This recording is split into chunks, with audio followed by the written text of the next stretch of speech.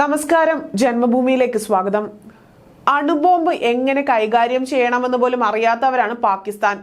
അവർ തങ്ങളുടെ ബോംബുകൾ വിൽക്കാൻ നടക്കുകയാണ്. പക്ഷെ ആരും അവരിൽ നിന്ന് വാങ്ങില്ല. ആളുകൾക്ക് അവരുടെ സാധനങ്ങളുടെ ഗുണനിലവാരത്തെക്കുറിച്ചെല്ലാം അറിയാം.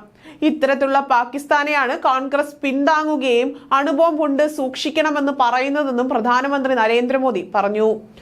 ഒഡീഷയിലെ കാഡ്മാലിയിലും ബോലംഗറിലും NDA തിരഞ്ഞെടുപ്പ് റാലിയെ അഭിസംബോധന ചെയ്ത് സംസാരിക്കുകയായിരുന്നു അദ്ദേഹം. കാഡ്മാലിയിൽ സാമൂഹിക പ്രവർത്തകയും പത്മശ്രീ ജേതാവുമായ പൂർണമാസി ജാനിയുടെ പാദങ്ങൾ തൊട്ട് നമസ്കരിച്ചുകൊണ്ടാണ് മോദി റാലിയെ അഭിസംബോധന ചെയ്തത്. ഈ തിരഞ്ഞെടുപ്പിൽ കോൺഗ്രസ് 50 സീറ്റിൽ താഴെയായി ചുരുങ്ങും. ജൂൺ 4 പാർട്ടിക്ക് രാജ്യത്തിന്റെ പാർലമെന്ററി പ്രതിപക്ഷമാകാൻ പോലും കഴിയില്ല.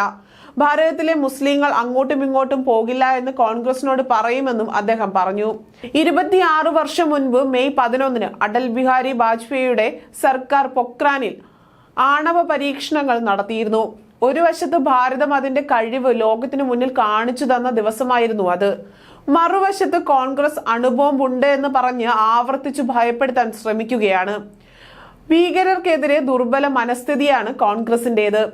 ഭീകരരെ ഒരു പാഠം പഠിപ്പിക്കേണ്ടതിന് പകരം അവരുമായി ചർച്ചയ്ക്കാണ് കോൺഗ്രസ് ശ്രമിച്ചത്. ഭീകരർക്കെതിരെ ശക്തമായ നടപടി കോൺഗ്രസ് എടുത്തിരുന്നെങ്കിൽ മുംബൈ ഭീകരാക്രമണം ഉണ്ടാകുമായിരുന്നില്ല എന്നും മോദി പറഞ്ഞു. വോട്ട് ബാങ്ക് രാഷ്ട്രീയത്തിനായി ഭീകരതയോട് മൃദു സമീപനമാണ് അവർ സ്വീകരിച്ചിരിക്കുന്നത്. ജമ്മു കാശ്മീരിലെ ജനങ്ങൾ 60 വർഷമായി ഭീകരത അനുഭവിക്കുകയായിരുന്നു. ഇന്നതിന് അറുതി വന്നിരിക്കുകയാണെന്നും മോദി പറഞ്ഞു. ഒഡീഷ സമ്പന്നമാണ്, പക്ഷെ ഇവിടെയുള്ള ഭൂരിഭാഗം ആളുകളും ദരിദ്രരാണ്. ദരിദ്രം ഇല്ലാതാക്കാൻ BJD സർക്കാർ ഒന്നും ചെയ്തിട്ടില്ല. ഒഡീഷയുടെ സ്വത്വം അപകടത്തിലാണ്. BJP അത് സംരക്ഷിക്കും.